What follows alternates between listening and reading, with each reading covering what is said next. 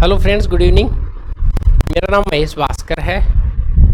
GF&AR और RSR जो junior accountant में आपके दो सब्जेक्ट लगे हुए हैं। 25 क्वेश्चन GF&AR से और 25 क्वेश्चन RSR से, मतलब 75 और 75 नंबर का कंटेंट आपको एग्ज़ाम में पूछा जाएगा। GF&AR और RSR को मैंने ऐप में जूनियर अकाउंटेंट के कोर्स में पढ़ाया और RSR GF&AR स्पेशल बैच के नाम से बैच चला के और पेड कोर्स के रूप में इसको पूरा पढ़ाया है। अब आज की जो क्लास करेंगे वो धारा 1 से लेकर 293 तक आपके सिलेबस में टोटल 17 चैप्टर लगे हुए हैं। इन 17 के 17 चैप्टर को अपन बेसिकली केवल जो इम्पोर्टेंट है और इसका जो हेडिंग आपको याद करना है वहाँ तक ही अपन इसको करेंगे। अगर आप में से इंटरेस्टेड हैं आपको लेना, तो फिर आप ऐप पे इसका कंप्लीट कोर्स भी ले सकते हैं, और आपने खुद से कर लिया तो फिर इसको लेने की ज़रूरत नहीं है। तो GF&AR में आपको ये पता है कि टोटल आपके 17 चैप्टर हैं। इसमें से नियम नंबर 1 से शुरू करेंगे अपन। नियम फर्स्ट जो आपको बताता है, ये नियम बताता है कि परिचय, मतलब बेसिकली ये जो GF&AR सामान्य वित्तीय लेखा नियम है, ये राज्यपाल के कार्यकारी आदेश हैं। मतलब बस इतना याद रखना, कॉन्स्टिट्यूशन में इसके लिए कोई लॉ नहीं है, ये राज्यपाल के कार्यकारी आदेश है। इतना याद रखना आप, राज्यपाल के कार्यकारी आदेश अगर परीक्षा में पूछा जाए तो। RSR अलग है, उसके लिए प्रॉपर लॉ है। नियम नंबर 2 में बहुत सारी परिभाषाएं दी गई हैं जिनका अभी जिक्र करने की ज़रूरत खास आपको नहीं है, क्योंकि परिभाषाएं मैंने आपको ऑलरेडी बता चुका हूँ। तो नियम नंबर 2 में आपको ये बताया गया कि दो और क्या, दो परिभाषाएं, दो। तो आपको बहुत सारी परिभाषाएं देनी है जो अपन ने डिस्कस भी कर ली इसके बारे में। नियम नंबर 3 है, वहाँ पे लिखा हुआ है कि साहब 3 में कुछ प्रोवाइड करना है, तो जो विभागाध्यक्ष है वो अधीनस्थ कार्यालय अध्यक्ष है उनको पावर ट्रांसफर करेगा, मतलब शक्ति प्रदान करेगा। और 3 के फिर 3 क और 3 ख 3 ग, ये तीनों हैं। 3 ख में लिखा हुआ है कि जो पावर ट्रांसफ़र किया जाएगा उसका जो प्रारूप है, फॉर्मेट है, उसकी डिटेल है। और 3 ग का जो नियम है वहाँ पे लिखा हुआ है कि जो कार्यालय अध्यक्ष है अपने अधीनस्थ किसी भी राजपत्रित अधिकारी को DDO घोषित कर सकता है। ये बात आप देखना चाहे तो नॉर्मली इसको देख सकते हैं। अपन शुरुआत बेसिकली 5 से करेंगे। 4 में लिखा हुआ कि संदेह निराकरण, नियम नंबर 4, संदेह निराकरण। इसका मतलब है कि संदेह निराकरण वैसे ही बात है कि आपको चौका लगा और खिलाड़ी ने लास्ट मोमेंट पर रोक लिया, संदेह हो गया कि साहब ये चौका है या फिर रोक लिया गया। तो अगर संदेह का निराकरण GF&AR में भी होता है, वो 4 में ही होता है, वो डिपार्टमेंट ऑफ फाइनेंस वित्त विभाग करेगा, वित्त विभाग। तो आपको ये पूछा जा सकता है कि अगर GF&AR को लेकर अगर कोई भी संदेह है, कोई भी डाउट है, तो इसका सॉल्यूशन कौन से विभाग के द्वारा किया जाएगा? डिपार्टमेंट ऑफ फाइनेंस के द्वारा किया जाएगा। अब अपन बात करेंगे, ये तो बेसिकली आपको ये याद रखेंगे यहाँ पे राज्यपाल, 2 में परिभाषाएं जो मैंने आपको पढ़ाई है। संदेह 3 में 1 2 3 3 भाग है, 4 में कि अगर इन रूल्स को लेकर आपका कोई भी डाउट है तो उन डाउट का जो सॉल्यूशन है वो गवर्नर साहब के डिपार्टमेंट ऑफ फाइनेंस वित्त विभाग के द्वारा किया जाएगा। अब बात करते हैं अध्याय नंबर 2 की। मैं साथ साथ आपको याद करवाता चलूँगा अध्याय नंबर 2। और अध्याय नंबर 2 में जो रूल दिए हुए हैं आपको 5 से लगा के 26 तक दिए हुए हैं, याद रखेंगे। तो इसमें जो रूल हैं आपके 5 से 26 तक, देखिए यहाँ पे लिखा हुआ कि वित्तीय प्रबंधन एवं नियंत्रण की सामान्य प्रणाली दी गई है कि फिनेंस का मैनेजमेंट एंड कंट्रोल का जो जनरल सिस्टम है उसके बारे में दिया गया है। और आपको याद करना है नियम 5, नियम 6, नियम 7, इनमें डिटेल में अंदर तो चलो ठीक है, बहुत ज़्यादा कोई खास बात नहीं, पर इनकी जो टाइटल है उनको आपको अच्छे से रट लेना है। तो सबसे पहले आप याद रखेंगे कि नियम अध्याय 2 में नियम 5 से लगा के और नियम 26 तक लिखे हुए हैं। अब 5 में याद रखेंगे कि साहब प्राप्ति के बारे में होगा, 6 में लिखा होगा कि जमा, और 7 में होगा दायित्व है। ऐसे एक एक करके याद करते चलेंगे अपन। तो अब शुरुआत करते हैं नियम नंबर 5 से। यहाँ से बेसिकली आपके शुरुआत होती है। तो अध्याय नंबर 2 में 5 से लगा के और 26 तक आपके रूल आपको डिस्कस करने हैं। और नियम नंबर 5 अब डिस्कस करेंगे यहाँ पे। रूल नंबर 5, 6 और 7, इधर पा रहा है मतलब 5 और इधर आ रही है प्राप्ति। 6 में 6 से याद रखो, जमा 6 कोई चीज, तो जमा 6 मतलब जमा में 6 आ रहा है तो जमा 6। 7 में सबके दायित्व हैं, तो 7 में दायित्व है, याद रखेंगे 7 में क्या दायित्व है। इसका मतलब 5 में प्राप्ति, 6 क्या 6 जमा 6 धन जमा 6, और 7 में क्या लिखा हुआ दायित्व लिखा हुआ है। इसका मतलब 5 में प्राप्ति कि सरकारी धन को जो भी है लोन के रूप में, टैक्स के रूप में, उसको प्राप्त करके और कोषागार में जमा करवाया जाएगा 6 के तहत। 6 में लिखा हुआ है कि साहब जो धन है उसको अलग अलग किया जाएगा, जो धन संचित निधि में जमा होने वाला उसको संचित निधि में जमा किया जाएगा, जो धन लोक लेखा के लिए उसे लोक लेखा में जमा किया जाएगा। 7 में लिखा हुआ कि दायित्व, इसका मतलब है कि जो नियंत्रण अधिकारी है उस नियंत्रण अधिकारी का दायित्व होगा कि वो ये चेक करे कि प्राप्ति और जमा ठीक से हुआ कि नहीं हुआ। ये तीनों आपके याद हो गए होंगे। बताओ 5 में क्या है, 5 से प्राप्ति है, 6 क्या 6 जमा 6, 7 में क्या है 7 में दायित्व लिखा हुआ है।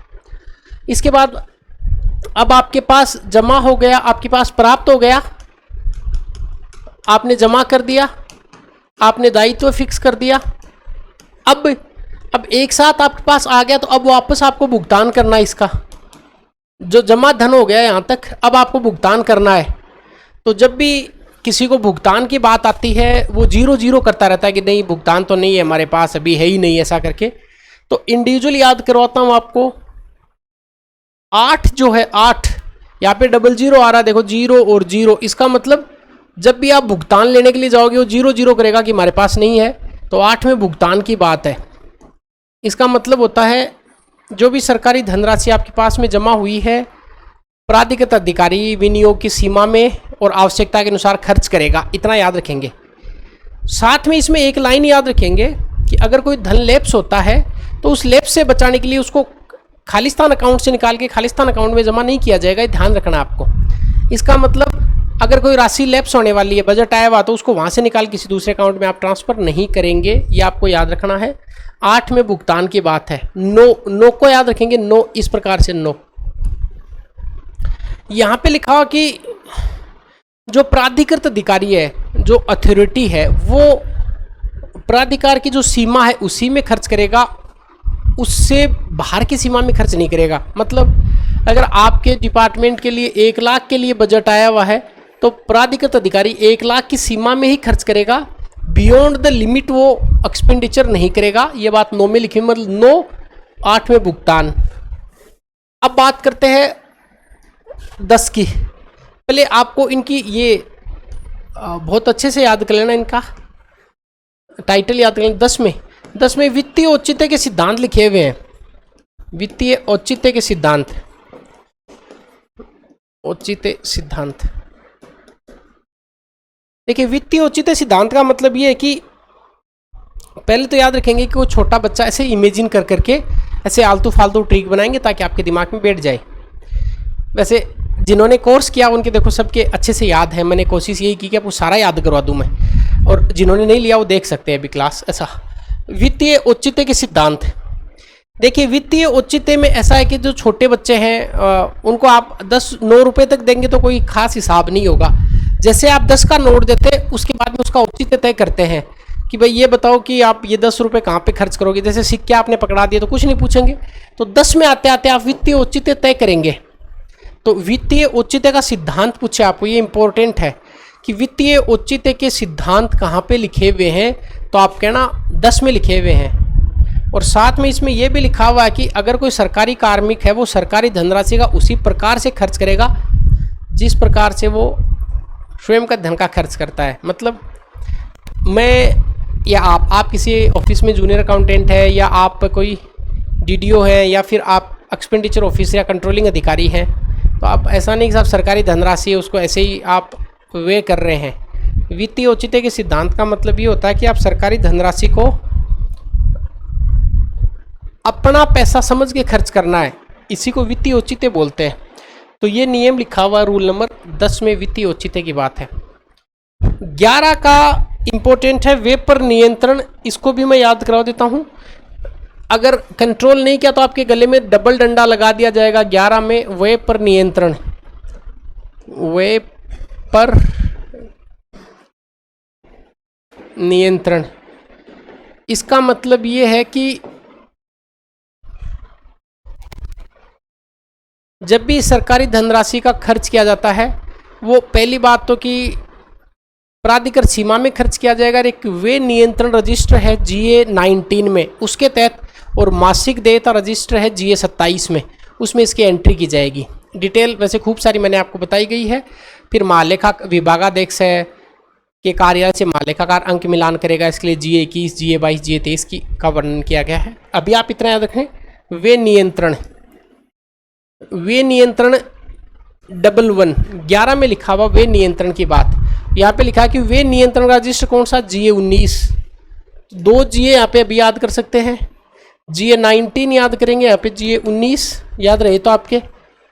और एक जो मासिक देयता रजिस्टर उसके लिए GA 27, GA 27 फॉर्मेट है मासिक देयता, मासिक देयता।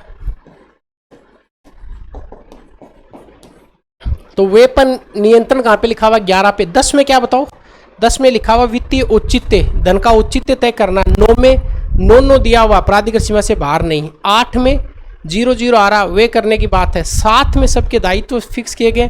6 5 में क्या लिखा हुआ है, ऐसा प्राप्ति की जाएगी। 6 जमा 6 धन, 7 में सबके दायित्व। एक बार और याद करा देता हूं ताकि 11 तक पहुंच जाए। 5 6 7 8 9 10 11। 5 में क्या लिखा हुआ, पा से प्राप्ति। 6 में क्या लिखा हुआ है, 6 क्या 6 जमा 6 धन। 7 में क्या लिखा हुआ, 7 में सबके दायित्व है। 8 में 00 आ रहा, मतलब कुछ खर्च करने की बात है, तो वे करने की बात है। 9 में लिखा हुआ कि ज्यादा वे नहीं करना, 9 सीमा में ही वे करना है। 10 में क्या लिखा हुआ, वित्तीय औचित्य, ये इंपॉर्टेंट है धारा। हालांकि जूनियर अकाउंटेंट के ठीक एक दिन पहले मैं इंपॉर्टेंट धारा RSR और GF&R की क्लास लूंगा, जैसे EORO के लिए ली थी, और आपको मैक्सिमम क्वेश्चन वहाँ से मिलेंगे, ये पक्की बात है। आपको 20 इंपॉर्टेंट धारा में बताऊंगा, आपको 30 मान लो, उससे आपको 40 मान लो, इससे आपका काम बन जाएगा। वो पहली रात वो क्लास लूँगा, वो आप अभी नहीं, अभी आप पूरा पढ़िए। यहाँ पे इंपॉर्टेंट लगा लेते हैं धारा 10। अभी तो इंपॉर्टेंट नहीं, आपको सारा याद करवाते हैं। धारा 10 में क्या लिखा हुआ है, वित्तीय औचित्य के सिद्धांत लिखे हुए धारा 10 में लिखे हुए हैं। 11 में डबल डंडा आ रहा, मतलब कोई नियंत्रण की बात है, नियंत्रण। तो 11 में क्या लिखा हुआ है, वित्तीय नियंत्रण, ठीक। वे नियंत्रण की बात 11 में। अब बात करते हैं, अब वे का नियंत्रण में आपको 2 चीज याद रखेंगे, GA 19 याद रखेंगे और GA 27 आप याद रखेंगे। अब बात करते हैं नियम नंबर 12 की। नियम नंबर 12 यह कह रहा है कि साहब बाहर से नहीं आके आंतरिक लोग होंगे, ऐसे कुछ याद करना। 12 में बाहर नहीं है, बाहर नहीं, आंतरिक लोग होंगे, मतलब आंतरिक जांच समिति, आंतरिक जांच समिति। 12 में बाहर के लोग नहीं आएंगे, आंतरिक जांच समिति आएंगी। तो GF&R का नियम 12 ये कहता है कि जो डिपार्टमेंट है, जो विभाग है, इसमें कोई भी अगर हानि होती है, कोई भी लॉस होता है, कोई भी गबन होता है, कोई भी छिजत होती है, उसके लिए आंतरिक जांच समिति का गठन किया जाएगा। ये आंतरिक जांच समिति की बात 12 में लिखा हुआ है। ये समिति जांच करेगी, आंतरिक जांच समिति, डिपार्टमेंट में कोई हानि या फिर छिजत या फिर गबन के बारे में बात इस समिति में डिटेल लिखा हुआ है 12 में। साथ ही आपको याद रखना है जो विभागाध्यक्ष है, ये ऑब्वियस सी बात है कि जो विभागाध्यक्ष है वो कार्यालय जो अध्यक्ष है, इनकी आंतरिक जांच की व्यवस्था करेगा। विभागाध्यक्ष कार्यालय अध्यक्ष की करेगा, और अगर बात विभागाध्यक्ष की आ जाए तो वित्त विभाग द्वारा विभागाध्यक्ष की जांच की जाएगी। 2 बातें यहाँ पे याद रख सकते हैं आप। पहली बात ये कि साहब विभागा, अब ये आप देखो जीरो से तो संभव नहीं है क्योंकि बहुत सारी बातें आपने पढ़ भी ली है और मैंने पढ़ा भी दी है। अब ये केवल रिवीजन के तौर पे ले रहे हैं, वरना तो ये फिर 25 घंटे में पढ़ाया तो फिर वो 25 घंटे थोड़ी पूरे होंगे। तो आपको याद रखना कि साहब जो कार्यालय अध्यक्ष है इसके लिए विभागाध्यक्ष की आंतरिक जांच समिति और विभागाध्यक्ष के लिए वित्त विभाग की आंतरिक जांच समिति बनेगी। अब बात करते 13 की, 13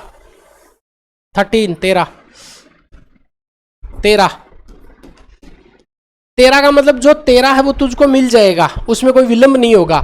इसका मतलब भुगतान में विलंब नहीं होगा। ये बात है कि जो भुगतान निर्विवाद रूप से दे है, ये सरकारी ऑफिस में से चक्कर कटवाते रहते हैं, उनको लिए ये स्पष्ट आदेश है कि ऐसे भुगतान जो आपको करने हैं उनमें कोई विवाद नहीं है, ओके पे करो छुट्टी करो, तो डिले नहीं किया जाएगा। 13 जो पेमेंट है भुगतान में विलंब नहीं।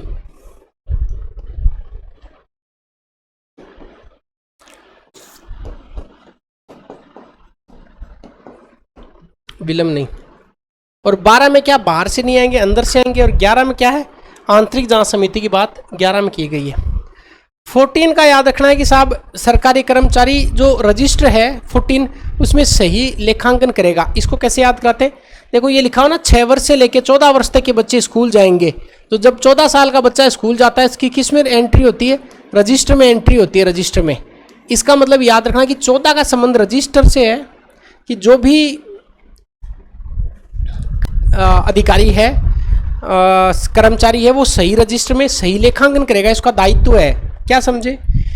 इसका मतलब है कि अगर आपने किसी को भुगतान किया है, भुगतान प्राप्त हुआ, तो उसका जो सही अकाउंटिंग है, सही लेखांकन है, वो लेखांकन 14 के तहत किया जाएगा। तो रजिस्टर की बात 14 में लिखी गई है, याद रहेगा आप लोगों के। हालांकि इसका एक तरीका और था जो मैंने आपको अलग तरीके से याद करवाया। सबसे पहले भुगतान आएगा, उसके बाद में उसका जमा होगा, उसके बाद में उसका दायित्व होगा, उसके बाद में उसका लेखांकन होगा, उसके बाद में उसका कॉन्ट्रैक्ट होगा। इस प्रकार भी मैंने याद करवाया था। अभी इंडिविजुअल एक याद करवा देता हूँ। तो 14 में रजिस्टर की बात है। 15 में है हस्ताक्षर और प्रतीक हस्ताक्षर। इसका मतलब है कि जो भी अथॉरिटी रिस्पॉन्सिबल है वो हस्ताक्षर और प्रतीक हस्ताक्षर करेगा। तो 14 और 15 जो है वो 14 में है रजिस्टर और 15 में है हस्ताक्षर। तो 15 में हस्ताक्षर और प्रतीक हस्ताक्षर।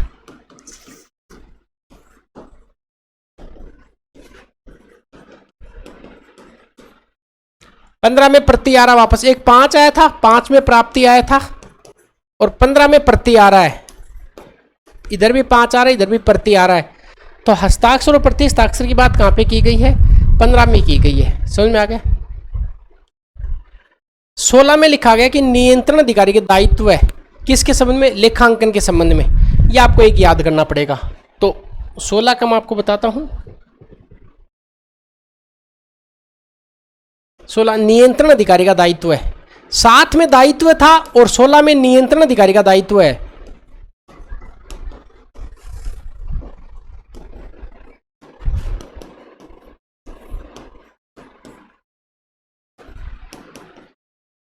ये याद रहेगा आप लोगों के। तो अब याद करो वापस से, मैं लिखता हूं इधर 5, 6, 7, 8, 9, 10, 11, 12, 13, 14, 15, 16। देखो कहाँ तक याद हुए आप लोगों के, एक बार इधर बोलो। 5 में क्या है, प्राप्ति। 6 में क्या है, 6 में जमा। 7 में क्या है, 7 में सबके दायित्व है। और 16 में किसके हैं, नियंत्रण अधिकारी के दायित्व है। 8 में वे की बात है, 00 आ रहा है। 9 में क्या लिखा हुआ है, 9 में कि आवश्यकता से ज्यादा विलंब नहीं, आवश्यकता से ज्यादा वे नहीं किया जाएगा। 10 में क्या लिखा हुआ है, 10 में वित्तीय औचित्य के सिद्धांत लिखे हुए हैं। 11 में डबल डंडा आ रहा, मतलब वे पर नियंत्रण की बात है। 12 में बाहर से कोई नहीं आएगा, आंतरिक जांच समिति बनेगी। 13 में क्या है, 13 जो भुगतान है उसमें विलंब नहीं किया जाएगा। 14 में कि रजिस्टर में एंट्री की जाएगी। 15 में पे आ रहा है तो प्रति हस्ताक्षर की बात है, हस्ताक्षर प्रति हस्ताक्षर। और 16 में क्या लिखा हुआ है, दायित्व किसके, नियंत्रण अधिकारी के लेखांकन के संबंध में। वापस याद करो, 5 में प्राप्ति, अभी मिटा देते हैं आपको, मेरे साथ बोलना। अच्छा बीच बीच में से याद करते चलो। 12 में बताओ क्या है? 12 में बाहर से नहीं आएंगे कोई भी, आंतरिक जांच समिति होगी। 9 में क्या है? 9 में वे की सीमा में ही वे किया जाएगा, ज्यादा वे नहीं किया जाएगा। वित्तीय औचित्य के सिद्धांत कौन से में लिखे हुए हैं? 10 में।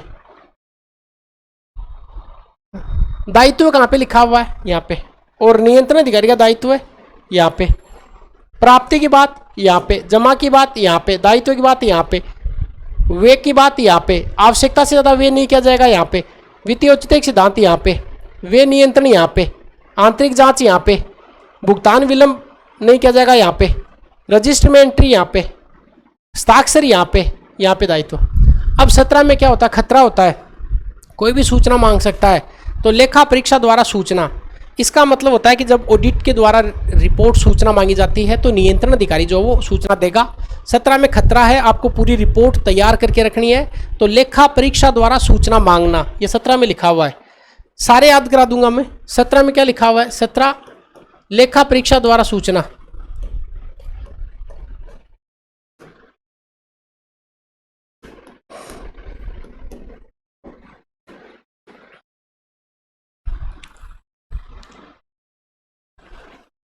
लेखा परीक्षा द्वारा सूचना, इसका मतलब ये है कि जो भी ऑडिट के द्वारा जो रिपोर्ट मांगी जाएगी, नियंत्रण अधिकारी का दायित्व होगा कि वो रिपोर्ट देगा। तो याद रखना साहब, 17 में खतरा है, कुछ मांगा जाएगा, रिपोर्ट मांगी जाएगी और आपको रिपोर्ट क्या करनी पड़ेगी? तैयार रखनी पड़ेगी। ठीक है। अच्छा अब याद करते 18 थोड़ा इंपॉर्टेंट है। 18 का याद करेंगे। यहाँ पे संविदाओं की बात है। संविदा कैसे याद करेंगे? इसको याद करवाते संविदा। देखो अब मेरा तो तरीका वो कैसे भी उठपटांग करके कैसे भी याद करवाना होता है। मतलब अपने यहाँ शादी जब होती है तो लड़कियों की उम्र न्यूनतम कितनी साहब? वोट देने की उम्र कितनी? चलो वोट की बात कर लेते हैं। वोट की उम्र पहले साहब 21 थी और वर्तमान में 61 कॉन्स्टिट्यूशन अमेंडमेंट की सेक्शन 2 के द्वारा इसको घटा दिया और आजकल 18 वर्ष है। इसका मतलब 18 साल का आदमी कॉन्ट्रैक्ट करेगा सरकार के साथ में कि हम आपको वोट देंगे, आप हमारे लिए काम करोगे। इसका मतलब कॉन्ट्रैक्ट की बात कहाँ पे है? कॉन्ट्रैक्ट की बात 18 में है। कॉन्ट्रैक्ट 18 में लिखा हुआ, याद रह जाएगा। तो संविदा की बात 18 में लिखी गई है। और इसमें मोस्ट इंपॉर्टेंट है, कुछ लाइन बोल रहा हूँ, सुन लेना ध्यान से। यहाँ पे लिखा होगा कि इंडियन कॉन्स्टिट्यूशन, भारत के संविधान का आर्टिकल 299, उसका पैरा फर्स्ट आप पढ़ेंगे, यहाँ पे दिखाने में टाइम लग जाएगा।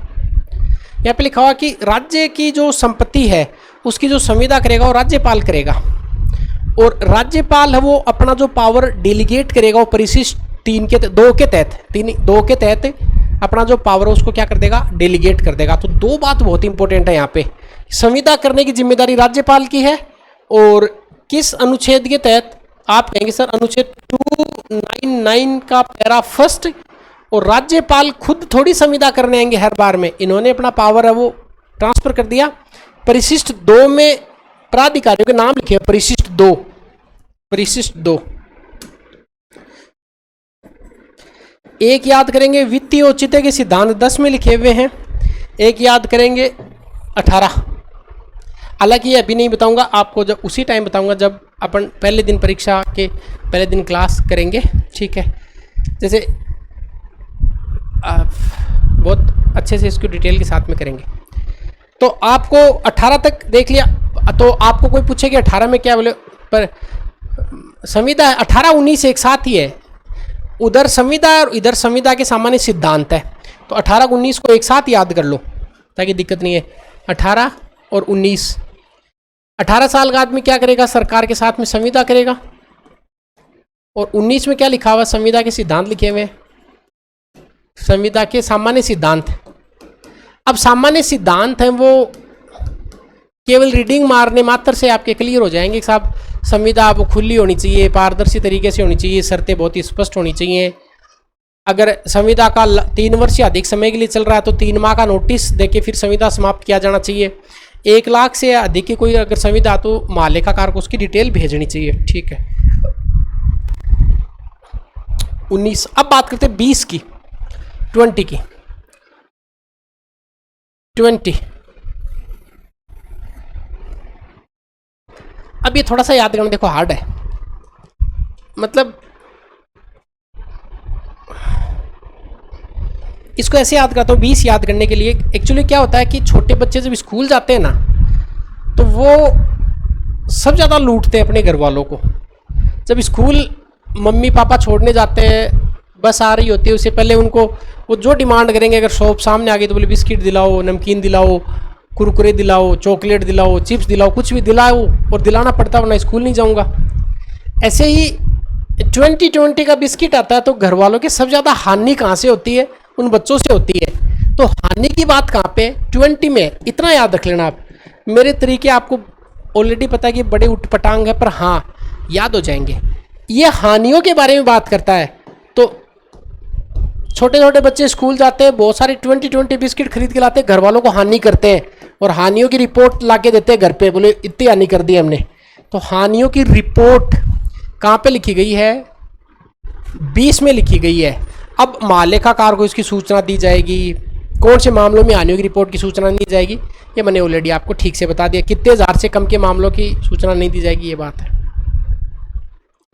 अब बात करते हैं 21 की, 21 की। 21 का नंबर हिंदू धर्म में शुभ माना जाता है, पर यहाँ पे वो अशुभ हो रहा है, दुर्घटना के कारण हानि आ रही है। 21 में कहते हैं साहब 21 का नंबर शुभ है, गाड़ी के नंबर 21 है, वो गाड़ी दुर्घटनाग्रस्त नहीं होगी। आपको मतलब 21 का नंबर एक अच्छा नंबर माना जाता है, तो दुर्घटना की बात 21 में आ रही है। 20 में हानि है और 21 में दुर्घटना के कारण हानि है। तो याद रखना है साहब, अगर अचल संपत्ति की कोई हानि, इसकी रिपोर्ट की बात है, अगर 15,000 से कम की हानि की रिपोर्ट है तो विभागाध्यक्ष प्रशासनिक विभाग को भेज देगा। 21 में बताया गया कि दुर्घटना के कारण हानि। अगर आपकी और डिमांड आती है, बोले इसको पूरा डिटेल से कोई 12 घंटे क्लास लेके पूरी एक एक चीज़ बताएं, तो उसका सोचेंगे। वैसे मैंने ऐप पे पूरा पढ़ा रखा, इसी डिटेल के साथ में पढ़ा रखा है, आप देख सकते हैं। तो 20 में हानियों की रिपोर्ट की बात है, हानियों की रिपोर्ट। 21 है दुर्घटना के कारण हानि।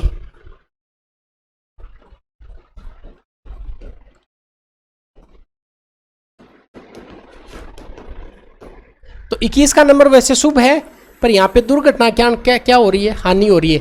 तो 21 में लिखा गया कि दुर्घटना के कारण हानि। 22 में बाई उत्तरदायी है। बाई किसको बोलते हैं? काम वाली बाई, बाई आती है, वो उत्तरदायी है। तो हानियों का उत्तरदायी तो 22 में, मैं याद कराऊंगा सारा, चिंता मत करो। 22 में हानियों का उत्तरदायी तो लिखा हुआ है, तो लिखो 22 हानियों का उत्तरदायी। तो अभी 1 से लेकर वापस 22 तक करते हैं। हानियों का उत्तरदायित्व है, ठीक। अब देखो मैं लिखता हूं यहां पे 5, आपको टाइम दूंगा 2 मिनट का। 5, 6, 7, 8, 9, 10, 11, 12, 13, 14, 15, 16, 17, 18, 19,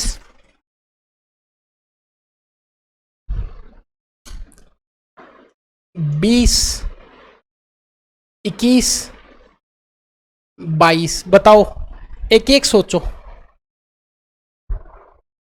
एक एक सोच के मुझे इसका जवाब देना है। 2 मिनट का टाइम है।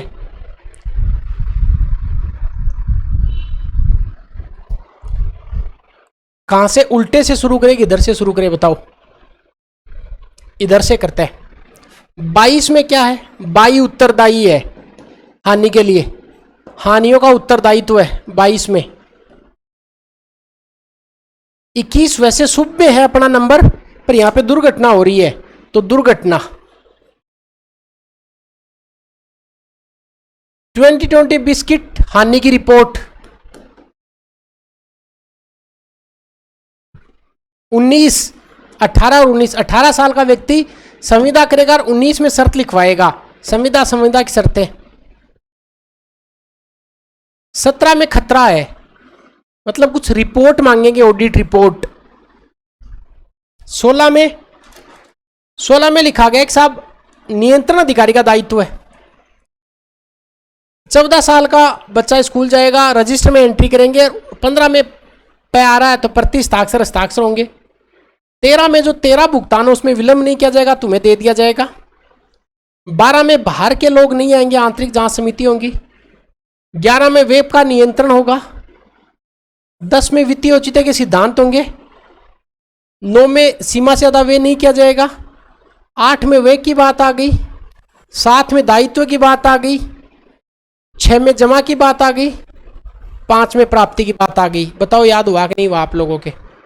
ठीक, तो वापस से कर लेते हैं। 5 में प्राप्ति की बात है, 6 में जमा की बात है, 7 में दायित्व की बात है, 8 में 0 आ रहा मतलब वे की बात है, 9 में सीमा ज़्यादा वे नहीं किया जाएगा, वित्तीय औचित्य के सिद्धांत 10 में लिखे हुए हैं, वे पर नियंत्रण यहाँ पे 11 में लिखा हुआ, 12 में आंतरिक जांच समिति के बारे में लिखा हुआ है, 13 में कि 13 जो भुगतान उसमें विलंब नहीं किया जाएगा, 14 में रजिस्टर की बात है, 15 में हस्ताक्षर प्रति हस्ताक्षर की बात की गई है, 16 में अधिकारी का दायित्व है, 17 में खतरा है, इसका मतलब ऑडिट के द्वारा सूचना मांग ली जाएगी, 18 में 18 साल का व्यक्ति सरकार के साथ संविदा करेगा उसकी बात है, 19 में किसकी बात है?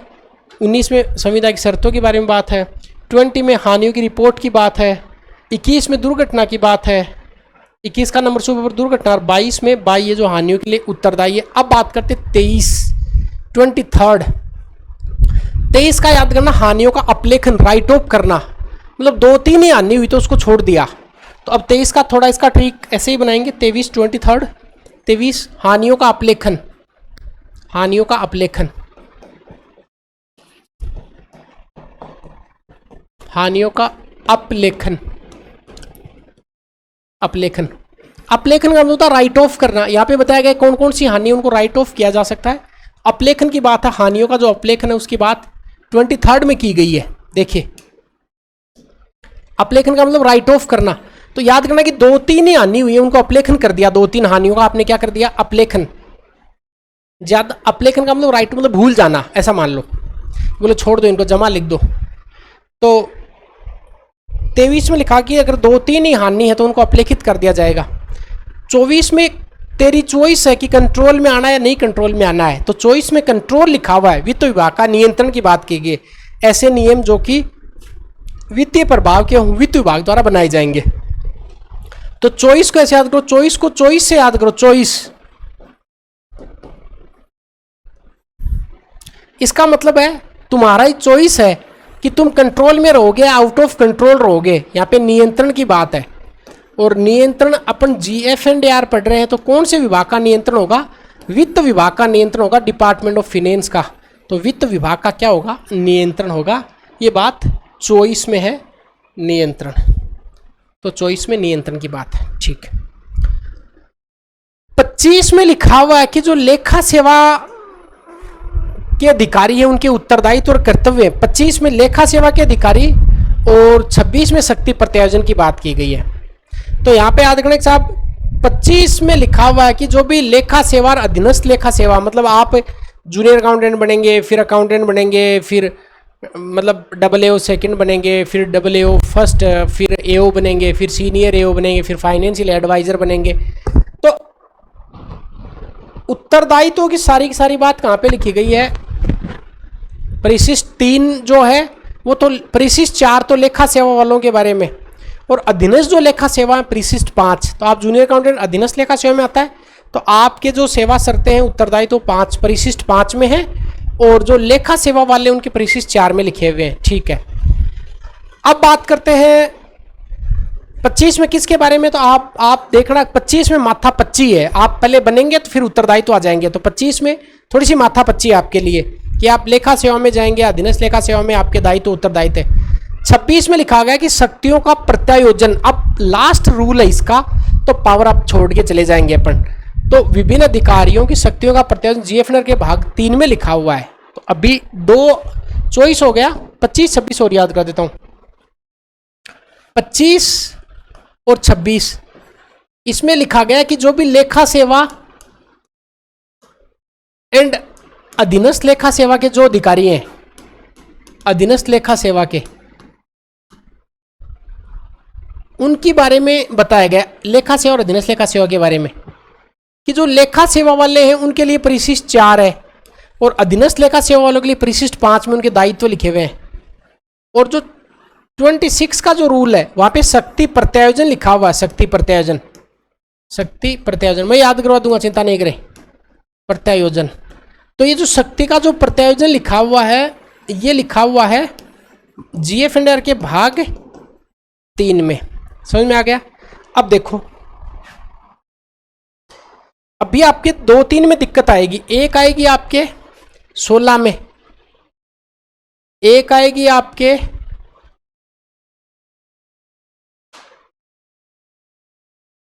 24 में, एक आपके दिक्कत आएगी 25 में, एक आएगी आपके 26 में,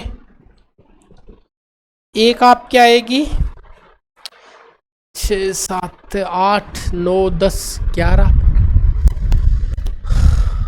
14 भी कर लेंगे, 15 में हस्ताक्षर है, 16 बताए, 17 पे खतरा है, तो एक 17 पे आ सकता है कि साहब रिपोर्ट मांग रहे हैं आपसे। ये वाले जो है थोड़ा सा आपको थोड़ा सा तनाव दे सकते हैं।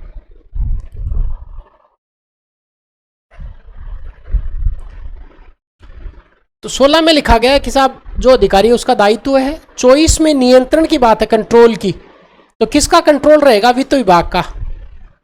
25 में माथा 25 है, आप जूनियर अकाउंटेंट बनेंगे, फिर प्रमोशन होगा और होगा सारे उत्तरदायित्व तो 25 में। 26 अंतिम रूल है, तो इसमें 5 से 26 तक, तो यहाँ पे शक्तियों का प्रत्यायोजन आपको दिया गया है। यहाँ तक आपके बात समझ में आ गई होगी। अब अध्याय नंबर 2 पूरा हो गया, आपके याद भी हो गया। अब बात करेंगे अध्याय नंबर 3 की। अध्याय 3,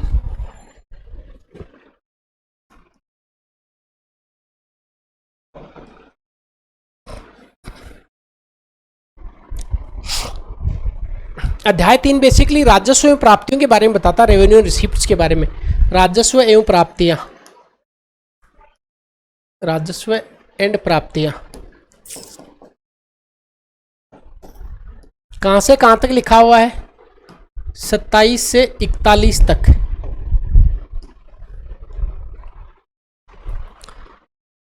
सत्ताईस में लिखा हुआ है कि प्राप्तियों के संबंध में कर्तव्य आपको बहुत सारा सताएंगे कि नियंत्रण अधिकारी अधीनस्थ कार्यालय से GA13 में मासिक विवरण, मतलब जो भी प्राप्ति होती हैं उनके संबंध में कर्तव्य, क्योंकि 27 में आपको सताएंगे। अब एक एक याद करना पड़ेगा। 27 से 41 हार्ड है, आगे तो बेहद आसान है, करवा दूंगा आपको। 27 से शुरू करते हैं। 27 प्राप्ति कर्तव्य, प्राप्ति कर्तव्य।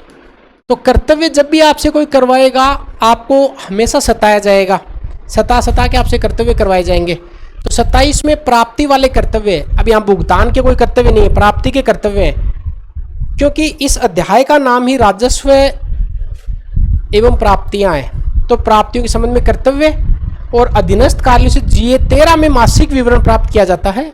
GA13 में, GA13 मासिक विवरण, मासिक विवरण मेरे हिसाब से ये आपसे पूछा जा सकता है। 28 में है लेखों का सारांश, एब्स्ट्रैक्ट्स ऑफ अकाउंट। 28 में मतलब मारवाड़ी में कहा कि बहुत चीज़ वो 28 पढ़ी है, मतलब बहुत सही जगह पढ़ी है। लेखों का जो सारांश आप तैयार करेंगे वो बहुत सही जगह लिखेंगे। तो 28 में बात है लेखों के सारांश की, लेखों का सारांश।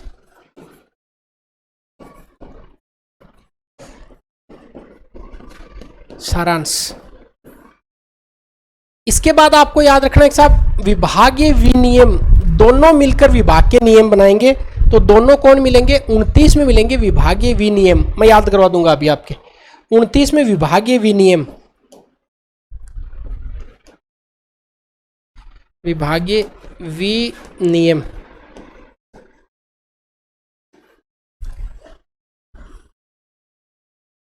विभागीय विनियम। 27 में आपको प्राप्ति के बाद आपका ड्यूटी होगी, आपको सताया जाएगा। 28 में बात की गई है लेखों के सारांश की। 9 में दोनों विभागीय विनियम, विभागीय रेगुलेशन रूल बनाए जाएंगे।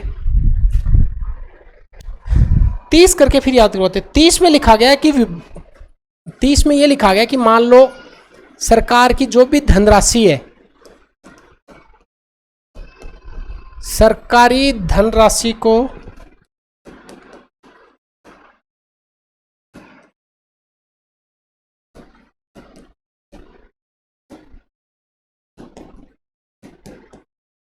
बकाया नहीं छोड़ा जाएगा। मतलब गवर्नमेंट को जो भी राजस्व प्राप्त करना है, राजस्व प्राप्त होना है, उसको किसी भी हालत में बकाया नहीं छोड़ा जाएगा। ये बात कहाँ पे 30 में लिखी गई है, बकाया की बात 30 में। 31 में लिखी गई है कि तनाव आ गया, 30 तक देखते हैं। अब पहले याद करो, स्लॉट बनाते हैं 1 से 10। देखो याद तो करना है। फिर 11 से 20, फिर 21 से 30। देखता हूं आपके कितने याद है। ये तो चलो ठीक है, 4 तक तो बहुत बेसिक है। 5 से अपने किया है, 5 से प्राप्ति, 6 में जमा, 7 दायित्व है, 8 0 आ रहा है, मतलब वे की बात है। 9 में दूसरे खाते में जमा नहीं होगा। 10 में वित्तीय औचित्य की बात है। 11 में वे नियंत्रण की 11 में वे नियंत्रण की बात है। 12 में 12 की बात, मतलब बाहर से कोई नहीं आएगा, आंतरिक जांच समिति आएगी। 13 13 क्या है, 13 धनराशि। 14 में रजिस्टर की बात है। 15 में हस्ताक्षर की बात है और प्रतिहस्ताक्षर। 16 में विभागीय अधिकारी की बात है। 17 पे खतरा तो ऑडिट रिपोर्ट आ जाएगी। 18 में संविदा की बात है। 19 में संविदा की शर्तों की बात है और 20 की हानियों की रिपोर्ट की बात है। 21 में दुर्घटना की बात है। 22 में कौन बाई जिम्मेदार है, हानियों का उत्तरदायित्व है। 2-3 हानि हुई है तो अपलेखन कर दो। 24 तुम्हारी है, कंट्रोल करना है कि नहीं कंट्रोल करना है। 25 माथा 25 है तो लेखा सेवा और अधीनस्थ लेखा सेवा के अधिकारियों के दायित्व उत्तरदायित्व परिशिष्ट 4 परिशिष्ट 5। 26 में क्या, पावर का डेलीगेशन करना। 27 आपको सताएंगे किसके बारे में, प्राप्ति कर्तव्य। 28 लेखों का सारांश। 29 में विभागीय विनियम और 30 की बात अब करेंगे। तो यहां तक ये इस वाले स्लॉट में आपकी दिक्कत आ रही है। चॉइस तुम्हारी चॉइस है, कंट्रोल में आना है कि नहीं आना है। 25 माथा 25 है इसमें, 25 में इसका मतलब 25 वाला है। यहां पे लिखा गया है कि लेखा सेवा अधीनस्थ लेखा सेवाओं के उत्तरदायित्व क्या है कार्मिकों के। 26 अंतिम है तो मतलब पावर डेलीगेट कर दिया। 27 में कर्तव्य है। 28 में लेखों का सारांश है। 29 दोनों मिलकर विभागीय नियम बनाएंगे और 30 में लिखा गया कि जो राशि सरकार को प्राप्त होनी हो वो उस खाते में, वास्तविक खाते में ही जमा की जाएगी। मतलब जो राशि सरकार को प्राप्त होनी है उसको बकाया नहीं छोड़ा जाएगा। मतलब ऐसा एक साहब जो राशि देनी है वो बकाया नहीं होगी।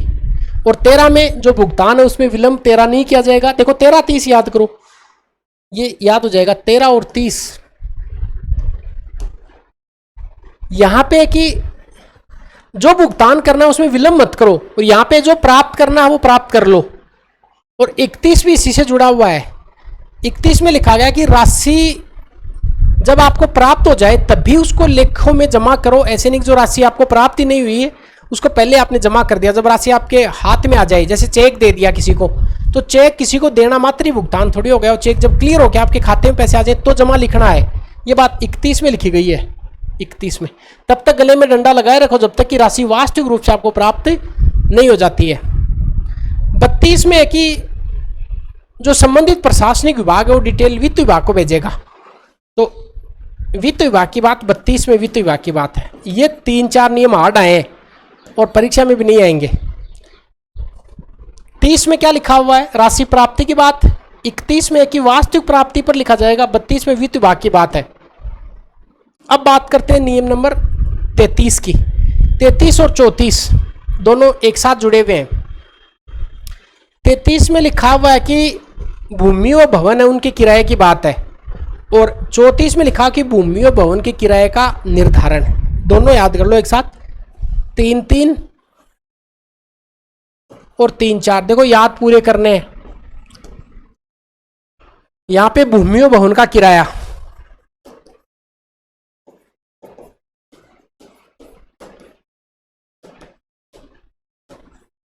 33, 33 में लिखा है साहब, जो किराया है उसकी वसूली उस विभाग द्वारा की जाएगी जो विभाग रख रखाव करता है। मान लो आपके डिस्ट्रिक्ट में कोई भी एक सरकारी भवन, कोई रेस्ट हाउस या गेस्ट हाउस बना हुआ है, वो गेस्ट हाउस शिक्षा विभाग चलाता है, शिक्षा विभाग उसको मेंटेन करता है। तो जो कोई गेस्ट आके शिक्षा विभाग के उस भवन में रुकेगा, राशि देगा, वसूली कौन करेगा? शिक्षा विभाग करेगा। अच्छा, कितना रूम का रेंट कितना हो, या तो शिक्षा विभाग खुद ये नियम बना दे, या फिर जो PWD है उसके नियमों के तहत वो वसूली की जाएगी। मान लो PWD है, वो एक रूम का 200 रुपये किराया लेता है, हो सकता है कि उसी 200 रुपये के हिसाब से उसका किराया लिया जाए। कुल मिला के ये कि यहाँ पे लिखा हुआ है कि भूमि और भवन का किराया 33 और 34 में एक किराए की वसूली। तो वसूली कौन से नियमों के अनुसार की जाएगी? PWD के अनुसार की जाएगी। ठीक। 31 में जब तक गले में डंडा लगाए रखो वास्तविक प्राप्ति नहीं हो जाती है। 32 में दो वित्त विभाग को सूचना दो, याद कर लो यार इनको। 27, 28, 29, 30, 31, 32, 33, 34, अब 35 आगे आ जाएगा। 27 में सताएंगे वसूली को लेकर, 28 में सारांश है, 29 में दोनों मिलकर नियम बनाओ, विनियम, 30 में राशि प्राप्ति,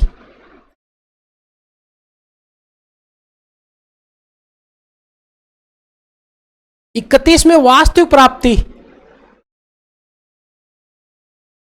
32 में दो वित्त विभाग को सूचना दो, 33 में भूमि और भवन का किराया, 34 में वसूली, 35 को याद करो, 3-5, आपको 3-5 नहीं करनी है, जो आप पे जुर्माना लगे वो जुर्माना आपको भर के आना पड़ेगा।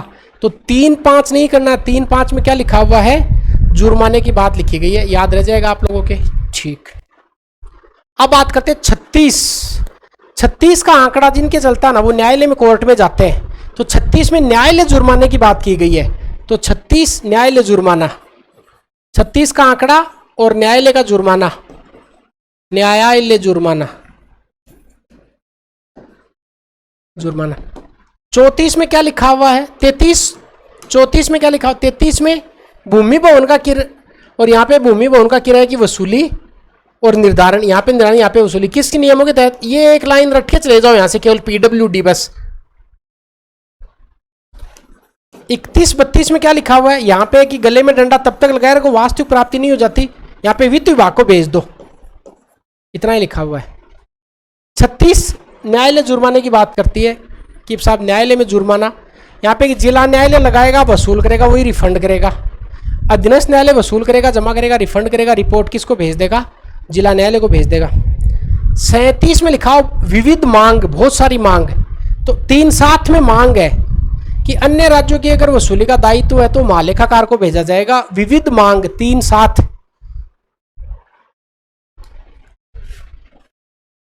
3 ऐसे लिखता हूं, 3-7, 3 लोग साथ में क्या करेंगे? विविध मांग करेंगे, बहुत सारी डिमांड करेंगे। तो 3-7। बताओ 36 में क्या है? बताओ 17 में क्या है? 18 में क्या है? 11 में क्या है? 10 में क्या है? अगर ये आपको ऑप्शन देख के याद आ रहे हैं तो आप परफेक्ट पढ़ रहे हैं, परफेक्ट।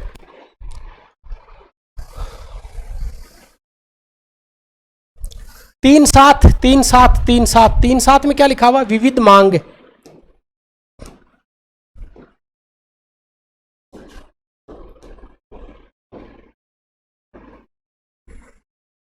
बहुत सारी डिमांड, विविध मांग।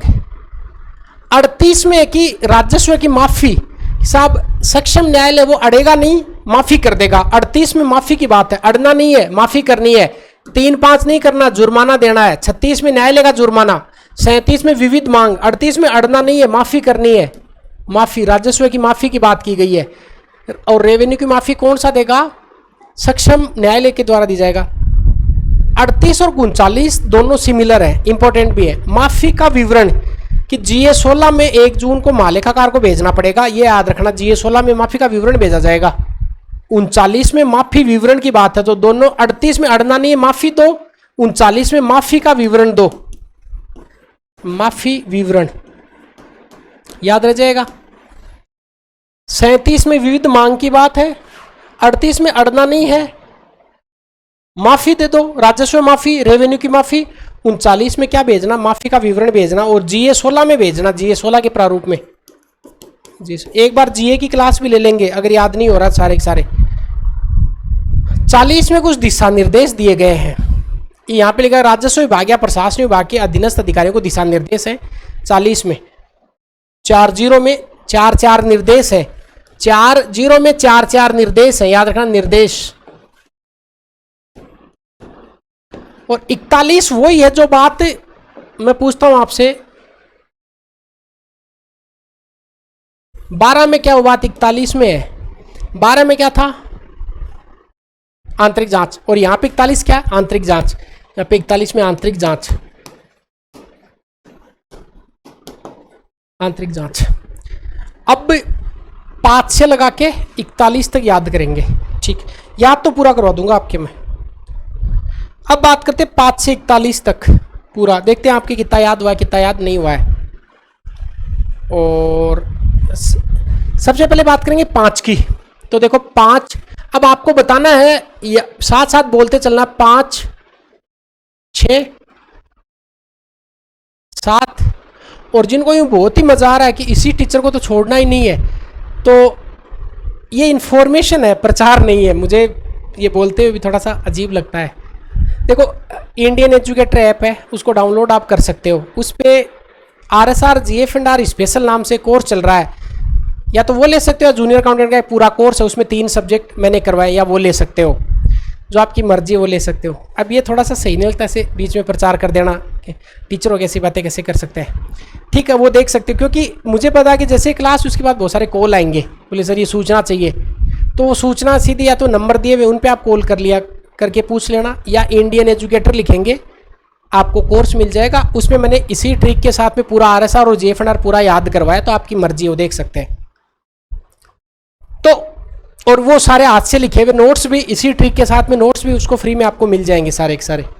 तो 5 6 7 8 9 10 11 12 13 14 15 16 याद करना है। अब आपको, मुझे एग्जाम नहीं देनी है, आपको देनी है, आपको याद करना है। 16 17 18 19 20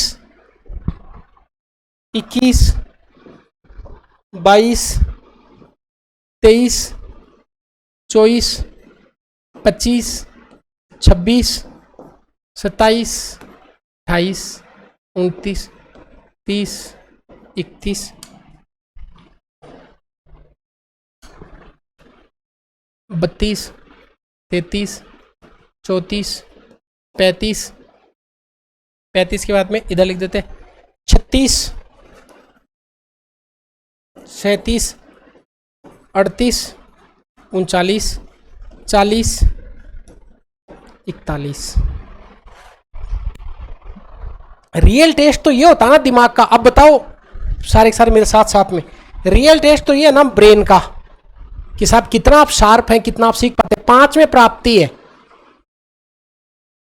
6 में जमा है, मैं पूरा समय दूंगा आपको। 7 में हाँ दायित्व है, 8 में 00 आ रहा है तो कुछ भुगतान की बात है, 9 में 9 सीमा से ज्यादा नहीं करना है, 10 में 10 रुपए का नोट वित्तीय औचित्य सिद्धांत, 11 में डबल डंडा वे नियंत्रण,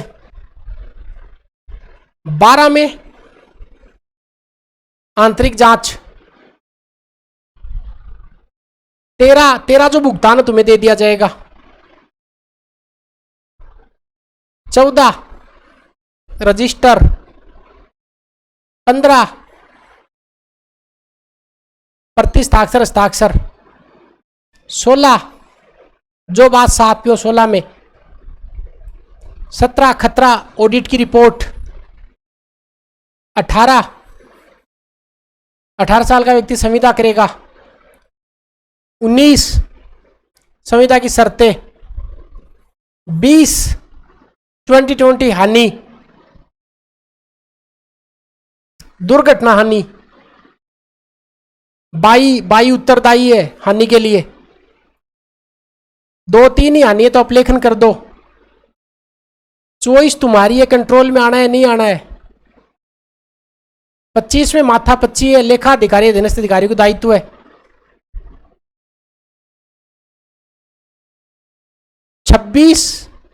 26 में लिखा हो शक्ति प्रत्यायोजन।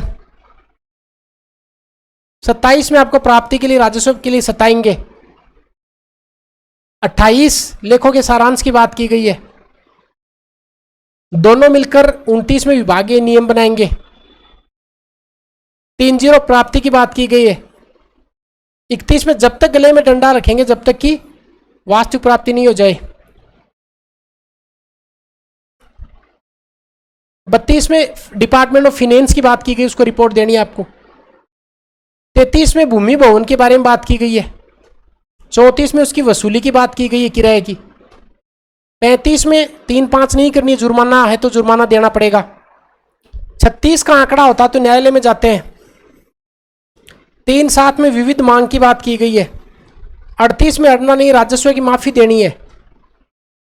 राजस्व माफी की जो डिटेल है वो डिटेल आपको भेजनी पड़ेगी। 40 में दिशा निर्देश है और 41 में वही बात है जो बात 13 में लिखी गई है, 12 में लिखी गई है। 12 वाली बात 41 में। याद हुआ कि नहीं हुआ बताओ। ठीक, यहां तक हो गया आपके 41 तक। अब बात करेंगे आगे 42 से लगा के और 60 तक। यहां तक याद हुआ?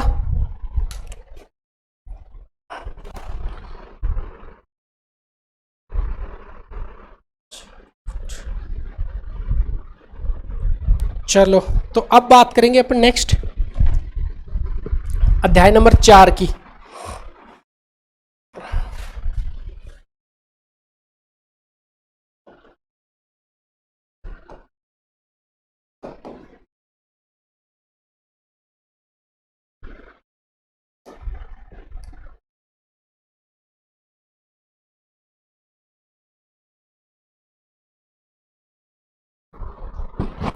अध्याय 4।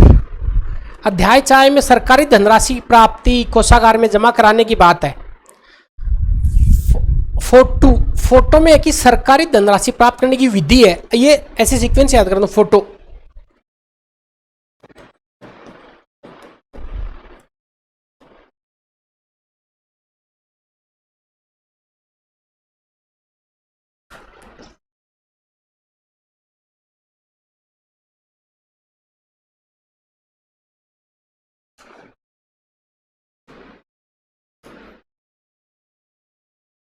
प्राप्त करने की विधि, इसका मतलब यह है कि आप जो भी सरकारी धनराशि है उसको कैसे प्राप्त करेंगे, उसकी विधि क्या है। फोटो खिंचवाने जाएंगे, किस विधि से खिंचवाएंगे? तो फोटो में कुछ विधि है, फोटो में याद रखना। अब आपको अगर सरकारी धनराशि प्राप्त करनी तो किस किस विधि से प्राप्त कर सकते हो? नगद में प्राप्त कर सकते हो, डीडी प्राप्त कर सकते हो, चेक से प्राप्त कर सकते हो, बैंक ड्राफ्ट कर सकते हो, डिमांड ड्राफ्ट कर सकते हो, पोस्टल ऑर्डर कर सकते हो, बैंकर्स चेक ले सकते हो, कुछ भी ले सकते हो। तो 42 में बताया गया कि सरकारी धन प्राप्त करने की मेथड क्या है, विधि। 42 में विधि की बात है। 4.3 में नगद की बात है। अब यहाँ पे ये भी लिखा हुआ 500 रुपये से ज़्यादा का जो भुगतान हो नगद में, अगर इससे ज़्यादा किया जाना तो तहसील वाले मामले में तो जिला कलेक्टर इसके लिए ऑथराइज करेंगे। डिटेल में मैंने आपको बताया है। तो 4.2 में विधि है। 4.3 नकद की बात करता, नकद। 4.3 4.3 नकद। नकद कैसे याद करेंगे साहब? यहां पे देखो ये लिखा, इसको कैसे याद करते हैं, चलो मैं बताता हूं आपको। एक और तरीका है इसको याद करने का, वो तरीका आप लगा लेते हैं। ऐसे लिखते हैं, वो ध्यान से इसको देखना, इसको अलग से ही लेके याद कर लेंगे फिर। 4.2 43 45 44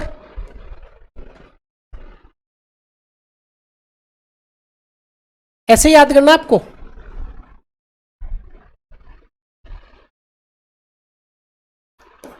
45 46 47 ऐसे याद करो।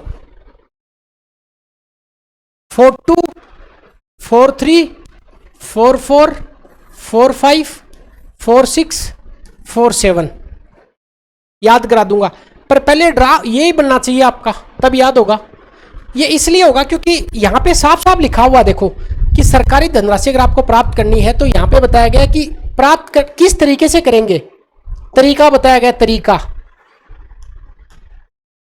और तरीका क्या क्या हो सकता है? बोले सर चेक ले सकते हो, दो तीन मुख्य बताएंगे, cheque, bank draft, postal order आदि से ले सकते हो। बोले सर ठीक है, या सर नकद में आप ले सकते हो। बोले ठीक है। ये बात 42 में लिख दी। तो आप फोटो खिंचाने जाएंगे, कौन सी विधि से खिंचाएंगे? बात 42 में लिखी गई है। तो 42 किसकी बात करता है? साहब प्राप्त करने की बात करता है, कैसे आप प्राप्त करेंगे। 43 ये कहता है नकद में लेंगे, नकद में से 3 लास्ट में आ रहा है, 3 नकद में लेंगे।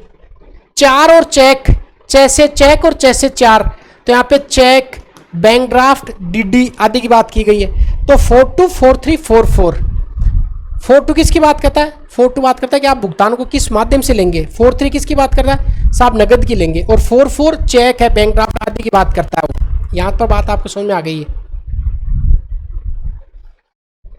तो 4 में चेक है, 4 में चेक है, बैंक ड्राफ्ट है। नकद की बात 3 में है। आपने जैसे सरकारी धनराशि ले ली तो आप उसके बदले में रसीद दी जाएगी, और रसीद के 2 फॉर्मेट है। अगर बात शिक्षा विभाग की करें तो 56, सामान्य विभाग 55, याद रखना है। शिक्षा विभाग हमेशा बढ़ते क्रम में लोगों को ऊपर की ओर लेके जाता है, तो 56 है 5-6। अन्य विभागों के लिए GA 55 में रसीद का प्रारूप है। ये बात 45 में लिखी गई है रसीद कि अब देखो मैंने क्यों लिखवाया ऐसा। सरकारी धनराशि प्राप्त करेंगे, कैसे प्राप्त करेंगे? या तो नकद में या बैंक ड्राफ्ट, डीडी, चेक से। जैसे प्राप्त कर ली आपको रसीद दी जाएगी। 45 में 4-5 रसीदें मिलेंगी आपको। रसीद मिल गई तो जो रसीद देता है ना आपको, उसको निर्देश दिए गए कि वो रसीद कैसे देगा। साहब वास्तविक राशि प्राप्त होने पर रसीद देगा या रसीद पर कैसे सिग्नेचर करेगा। तो जो भी रसीद जारी करता है उस जारी करने वाले के को निर्देश दिए गए। अब मान लो 47 यहां क्यों लिखा? मान लो कोई रसीद खो गई तो क्या डुप्लीकेट रसीद दी जाएगी क्या? तो याद रखना 47 में डुप्लीकेट रसीद की बात की गई है। डुप्लीकेट रसीद, ये कैसे याद करेंगे? अब यार ये याद कराने का ऐसे बता दो कि 47 में अपना देश आज़ाद हुआ तो जो डुप्लीकेट लोग थे वो सारे बाहर चले गए और भारत वाले भारत में रह गए। तो 47 डुप्लीकेट की बात करता है। आप जब अपने किसी दोस्त को बोलते यार वो डुप्लीकेट आदमी है, ऐसा बोलते हैं ना, गाली निकालते हैं, वो बात 47 में डुप्लीकेट। तो 47 में डुप्लीकेट की बात है। देश आज़ाद हुआ, डुप्लीकेट लोग बाहर भाग गए और अच्छे लोग इधर रह गए। तो डुप्लीकेट 47 की बात है। 47 में 4-6 निर्देश दिए गए हैं। 45 में रसीद है। अब एक बार मिटा के याद कराता हूं, देखो याद हुआ कि नहीं हुआ। 42 43 44 45 46 47 याद हो गई होंगी। देखो यहाँ पे कि साहब अब मान लो आपको पापा से पूछोगी मुझे पैसे चाहिए, तो पापा कहेंगे कैसे चाहिए? बोले चेक में चाहिए या नकद में चाहिए या बैंक ड्राफ्ट में चाहिए। तो साहब नकद की बात 43 में है और अन्य सभी की बात 44 में है। जब प्राप्त हो गई राशि उसके बदले में आपको रसीद दी जाएगी, तो रसीद की बात 45 में।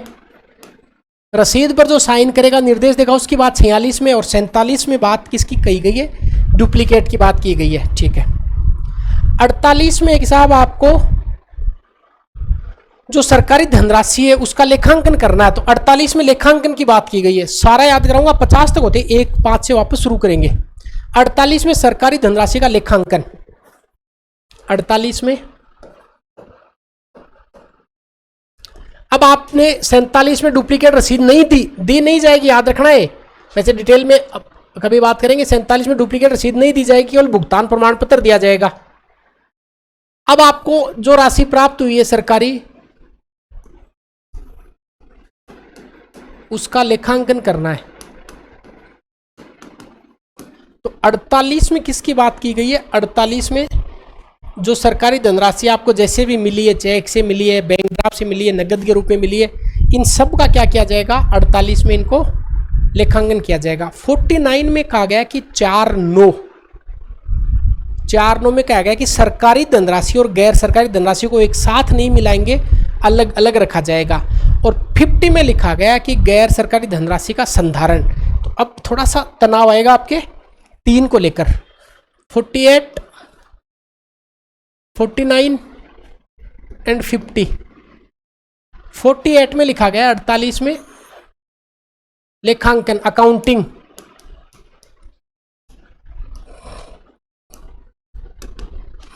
तो सरकारी धनराशि का लेखांकन 4(9) आ रहा है। इसका मतलब सरकारी और गैर सरकारी जो धनराशि है उसको अलग अलग किया जाएगा। और 50 में लिखा हुआ है गैर सरकारी धनराशि का संधारण।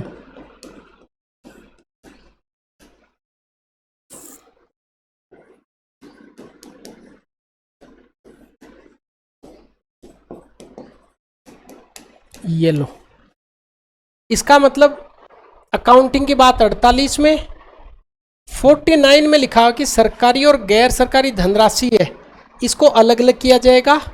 और 50 में कि जो गैर सरकारी जो धनराशि है उसको संधारण, पीडी अकाउंट खोला जाएगा, पीडी अकाउंट में उसका संधारण किया जाएगा। रोकड़ है तो GA 50 में, चेक या बैंक ड्राफ्ट तो GA 51 में। ये आपको मैंने बताया हुआ है। अब बात करते हैं 51 की। 51 का नंबर, एक तो 21 का नंबर आया था, वो तो शुभ में नहीं था, उसमें दुर्घटना की बात आ गई। एक अपने 51 का नंबर शुभ में होता है। अब जब भी आप, आजकल तो क्या पता ज़्यादा देने लग गए होंगे, पर पहले कोई ससुराल जाता था तो उसको ऐसे तिलक लगा के जब शगुन के तौर पे कुछ देते तो 51, 101 ऐसे देते थे।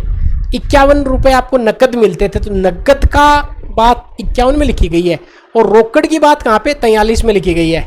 तो नकद शेष का सत्यापन 51 में लिखा है कि जो भी नकद है उसका जो सत्यापन है, उसका सत्यापन वो 51 में है। तो 51 का नंबर शुभ में है, नकद शेष सत्यापन। बात करते 51।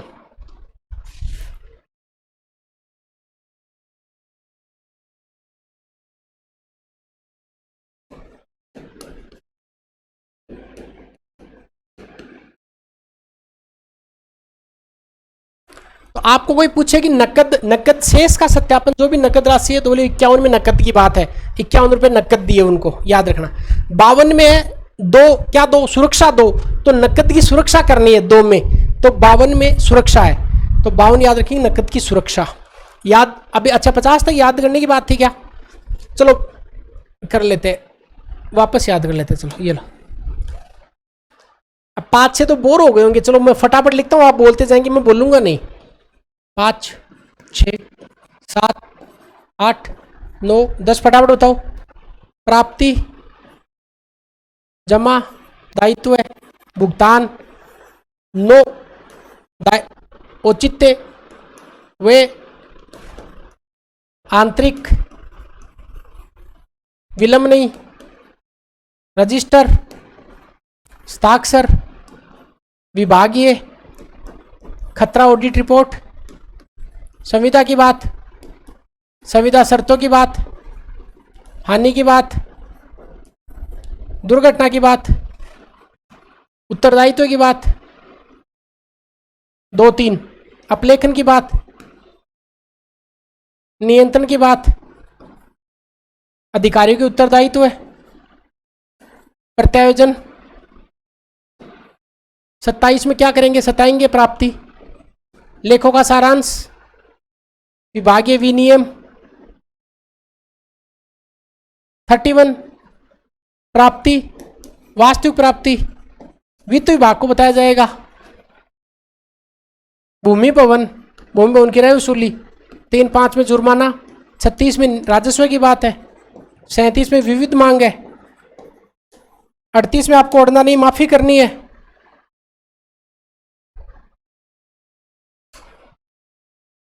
39 में माफी की डिटेल देनी है, 41 में क्या दिए गए, निर्देश दिए गए, 42 में सरकारी धनराशि प्राप्त करने के तरीके बताए गए, 43 में नकद की बात है, 44 में चेक, बैंक ड्राफ्ट, डीडी की बात है, 4-5 में रसीद की बात है, रसीद के निर्देश की बात है, डुप्लीकेट रसीद की बात है, रोकड़ का संधारण की बात है, सरकारी धनराशि गैर सरकारी को अलग अलग किया जाएगा, गैर सरकारी धनराशि का संधारण कैसे किया जाएगा, नगद शेष की बात की गई है, 52 में नगद की सुरक्षा, 53 में नगद की अभिरक्षा। अच्छा 53 तक नहीं पहुंचे तो अब बात करते हैं 51। आपको ना कोई ये कहना एक सांस में बोलना, तो एक सांस में सारे नियम बोलने चाहिए। नियम तो ये होता है जब तैयारी करते हैं तब। ऐसे ही मेरा एक कि संविधान को ऐसे रटवाऊँ आपको, संविधान भी आप ऐसे बोलें एक से लगा के 395 तक, उसको भी शुरुआत करते हैं कभी अच्छे से। 51 में साहब नगद शेष के सत्यापन की बात है, नगद शेष यहाँ पे नकद। 52 में सुरक्षा दो, क्या दो, नकद को सुरक्षा दो। और 53 याद रखना ऐसे लिखा हुआ है 53, तो 53 में नकद की अभिरक्षा की बात है, अभिरक्षा। ये कंफ्यूज करेगा आपको, सुरक्षा कहाँ पे लिखा हुआ है 52 में, अभिरक्षा कहाँ पे लिखा हुआ 53 में लिखा हुआ है, तो ये आपको याद रखना है। 54 में कि कोषागार से चालान, तो 54 और चालान, 55 में चालान की प्रति, तो 54 में चालान की बात की गई, याद रहेगा। तो अभिरक्षा 54 में चालान, मैं वापस याद करा दूंगा, 54 में चालान की बात है, 54 और चालान। 55 प्रति, किसकी, चालान की प्रति, चालान को लेकर ही आएगा सारा, चालान प्रति।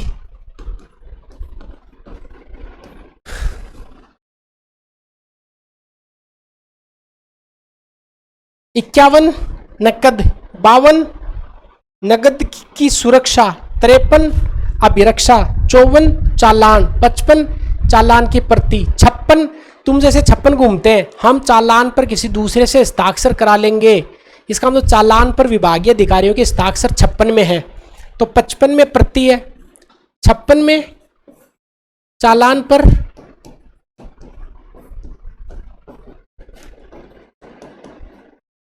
विभागीय अधिकारियों के हस्ताक्षर, 55 में क्या प्रति है चालान की, मोस्ट इंपोर्टेंट, अभी नहीं बाद में बताएंगे। 54 में चालान, 55 में चालान की प्रति, 56 में चालान पर विभागीय अधिकारियों के क्या सिग्नेचर किए जाएंगे।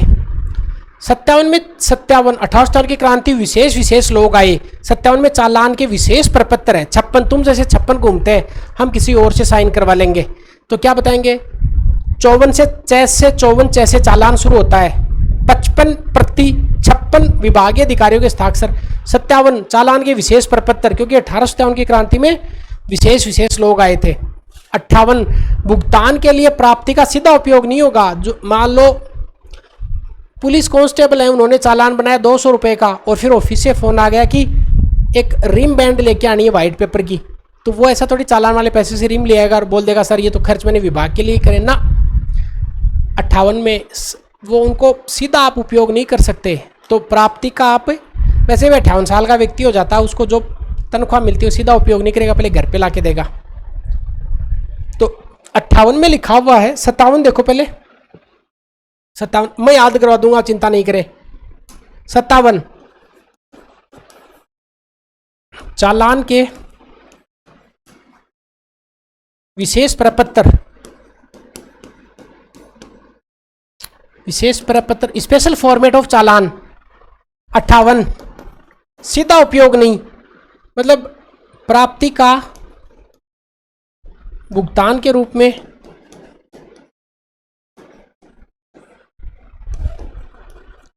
सीधा उपयोग नहीं।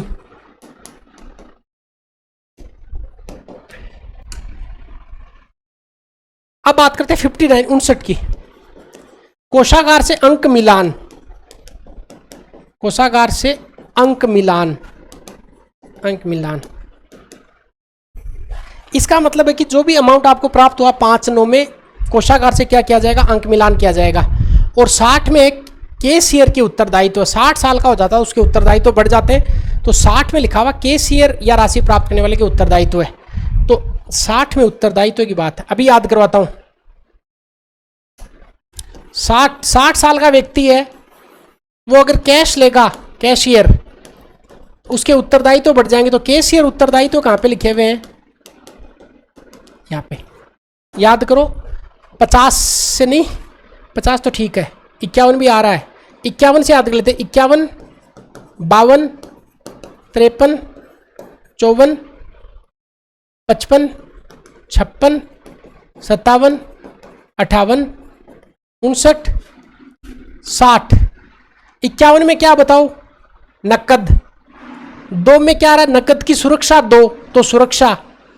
अभिरक्षा, जैसे चालान, पैसे प्रति, चालान की प्रति। तुम जैसे 56 घूमते हैं, विभागीय अधिकारियों के हस्ताक्षर। 58 की क्रांति में विशेष लोग आए, चालान के विशेष प्रपत्र। 57 में विशेष प्रपत्र। 58 साल का व्यक्ति हो जाता है, भुगतान का सीधा उपयोग नहीं। 59 में कोषागार से अंक मिलान। और 60 में केशियर आदि के दायित्व या फिर उत्तरदायित्व क्या लिखे वो आपको याद करने हैं। ठीक, 60 तक हो गए। अब बात करते हैं नियम नंबर 61 से लगा के और 72 तक, 72 तक। 61 में लिखा हुआ है कि साहब, अच्छा मैं कुछ इंपॉर्टेंट लिखूं जिसे आपके याद आ रहा है क्या?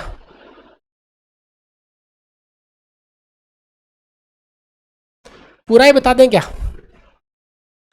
चलो बताओ, इधर मैं लिखता हूं 60। बताओ क्या लिखा हुआ 60 में? कर्तव्य। 59 में अंक मिलान। 58 में भुगतान का सीधा उपयोग नहीं। 57 विशेष लोग, विशेष प्रपत्र। 56 विभागीय अधिकारियों के हस्ताक्षर। 55 प्रतियां। 54 चालान। 5/3 अभिरक्षा। 5/2 सुरक्षा। 5/1 नकद सत्यापन। 50 में अलग अलग संधारण। 49 में अलग अलग। 48 में कोषागार। 47 में डुप्लीकेट लोग। 46 में निर्देश। 45 में रसीद। 44 में डीडी चेक बैंक ड्राफ्ट। 43 में नकद। 42 में कैसे प्राप्त कर सकते हैं। 41 में प्राप्ति। 40 में फिर निर्देश। फिर 39 में माफी का विवरण। 38 में राजस्व माफी। 37 में विविध मांग। 36 में न्यायालय। 35 में जुर्माने। 34 में पीडब्ल्यूडी की बात। फिर 33 में भूमि उनका किराया। 32, 31 राशि। 30, 29 विभागीय विनियम और विभागीय निर्देश।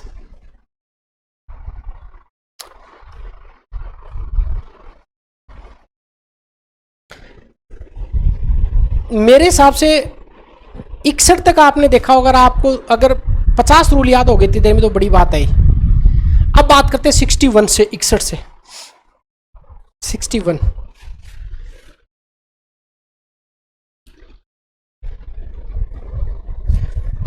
इकसठ का यह कहता है कि साहब राज्य सरकार की वे शक्तियां जो अन्य विभाग को प्रत्याजित नहीं करी जाएंगी, वित्त विभाग में निहित रहेंगी। इसका मतलब 6 मारता रहेगा वित्त विभाग, तो 61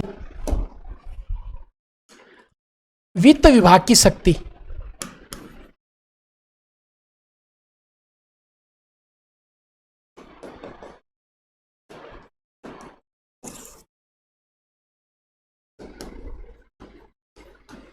वित्त विभाग शक्ति, इसका मतलब वो शक्तियां जो आपको क्वेश्चन पूछेगा कि वे शक्तियां जो अन्य विभागों को प्रत्याजित नहीं की जाएगी, वो किस में निहित होगी? आपके सर वित्त विभाग में निहित होंगी। 62 में लिखा हुआ है कि जो उच्चाधिकारी हैं उनके द्वारा जो अधीनस्थ अधिकारियों हैं इनकी शक्तियों का प्रयोग किया जाएगा। 63 में पिछले मामलों की शक्ति, तो अधीनस्थों की शक्ति प्रयोग याद करवाऊंगा मैं, चिंता मत करो। अधीनस्थ शक्ति प्रयोग, वैसे ये परीक्षा में कोई काम का नहीं। अधीनस्थ शक्ति प्रयोग 63 में लिखा हुआ पिछले मामलों की शक्ति, पिछले मामलों की शक्ति।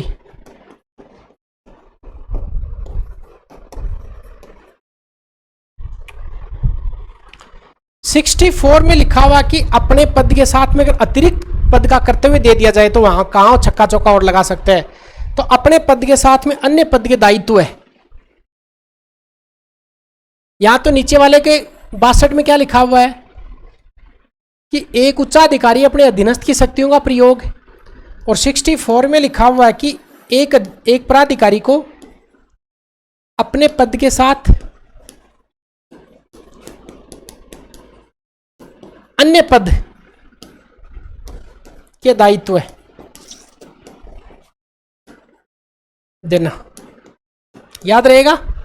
61 में शक्ति वित्त विभाग में 62 अधीनस्थ का प्रयोग।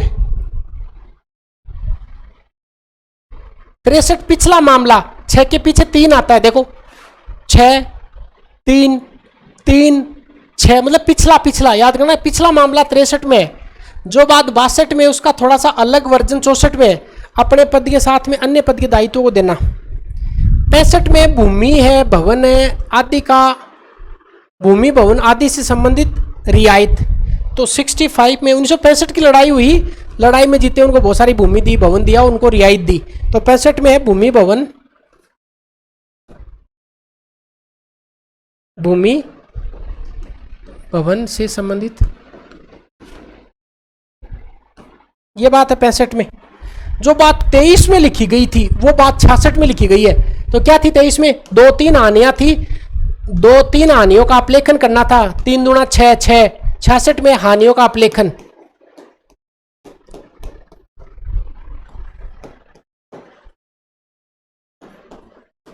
हानियों का क्या है? अपलेखन है। ये बात कहां पे? 66 में लिखी गई है। तो अब याद करो 61 में क्या है? 61 वो शक्तियां जो किसी को अन्य को प्रत्याजित नहीं की जाएंगी, डिपार्टमेंट ऑफ फाइनेंस वित्त विभाग में नहीं तो होंगी। ये बात 61 में। 62 में अधीनस्थ की शक्ति का प्रयोग करना। 63 में पिछले मामलों की शक्ति है। 64 में अपने पद के साथ में अन्य पद के दायित्व दे देना। 65 भूमि भवन से संबंधित है। 66 6 आ रहा है। 23 में जो बात है वो 67 में लिखा गया कि लेखा परीक्षा नामंजूर होने पर हानियों का अपलेखन। तो लेखा परीक्षा की बात 67 में की गई है। लेखा परीक्षा, लेखा परीक्षा इसका मतलब है लेखा परीक्षा से हानि जो मंजूर नहीं हो जाए। 68 में है 68 हानियों की सूचना, मतलब इंफॉर्मेशन। 68 में सूचना, इंफॉर्मेशन। तो 67 में लेखा परीक्षा, लेखा परीक्षा हमेशा बढ़ते क्रम में होगा। हानियों की नहीं, स्वीकृतियों की सूचना, सेक्शन।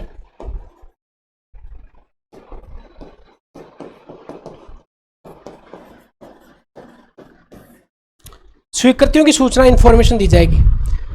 69 में लिखा हुआ है कि जो भी भूमि भवन आदि से संबंधित बात है रियायत। 65 में गुणेत्तर में, ठीक है।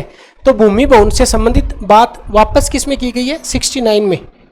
जो बात 65 में वही बात 69 में, भूमि भवन रियायत। ओके, अब बात करते हैं 70 की। स्वीकृतियां कब से प्रभावी हो जाएंगी? 7 में स्वीकृतियां, तो 70 में है स्वीकृतियां कब से प्रभावित होंगी? आगे वाले पेज, अभी यही याद नहीं हुआ होगा आपके, याद करवाएं। बताओ 50 से 51 से लेते। 51 52 53 54 55 56 57 58 59 60 61 62 63 64 65 67 69 70। बताओ 51 51 में एक आ रहा है, मतलब किसकी बात करेंगे अपन 51 में नकद की बात करेंगे। यहाँ पे नकद की किसकी बात करेंगे? सुरक्षा की बात करेंगे। यहाँ पे नकद की किसकी बात करेंगे? अभिरक्षा की बात करेंगे। यहाँ पे किसकी बात करेंगे? 54 में चालान। 55 में किसकी बात करेंगे? चालान की प्रतियों की। 56 में किसकी बात करेंगे? 56 तुम जैसे 56 अधिकारी घूमते हैं तो चालान पर हस्ताक्षर। 57 में विशेष। 58 में सीधा उपयोग नहीं, कोषागार, अंक मिलान, उत्तरदायित्व है। 61 अन्य को नहीं प्रदान की जाएंगी, वित्त विभाग में रहेंगी। 62 में अधीनस्थ शक्ति का प्रयोग। 63 में पिछले मामले। 64 में अपने पद के साथ में अन्य पद की बात है। 65 में भूमि भवन की बात है। 66 में हानियों के अपलेखन की बात है। 67 में लेखा परीक्षा की बात है। 68 में विभागीय नियम की बात है। 69 में वही भूमि भवन की बात है। यहाँ तक आपकी बात समझ में आ गई होगी। अब बात करते हैं अपन 70 की स्वीकृतियां कब से प्रभावी होंगी। ये 70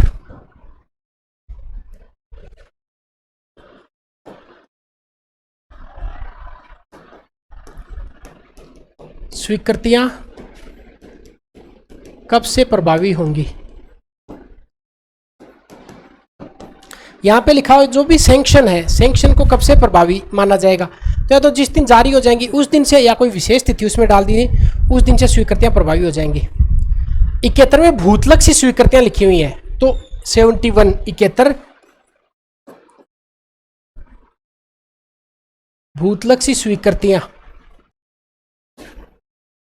इसका मतलब 70 में स्वीकृतियों की बात है, 71 में स्वीकृतियों की बात है, 71 में भूतलक्षी स्वीकृतियों की बात है और 72 में कि स्वीकृतियां कब से व्यक्तिगत हो जाएंगी। 73 में स्वीकृतियां व्यक्तिगत नहीं होंगी तो 72 में स्वीकृतियां कब लैप्स हो जाएंगी। तो जो सैंक्शन है स्वीकृतियां वो कब लैप्स हो जाएंगी और 73 में स्वीकृतियां कब लैप्स नहीं होंगी। स्वीकृतियां कब लैप्स नहीं। इसका मतलब देखो ये हो गया 70। यहां पे बात की गई है 70 से 70 से स्वीकृति। 71 में भूतलक्षी पहले वाली स्वीकृतियों की बात है। 7-2 आप 7-2 मतलब 7-2 का मतलब स्वीकृति लैप्स मत करो और 73 में स्वीकृति लैप्स नहीं होंगी। यहां तक बात आपको समझ में आ गई होगी।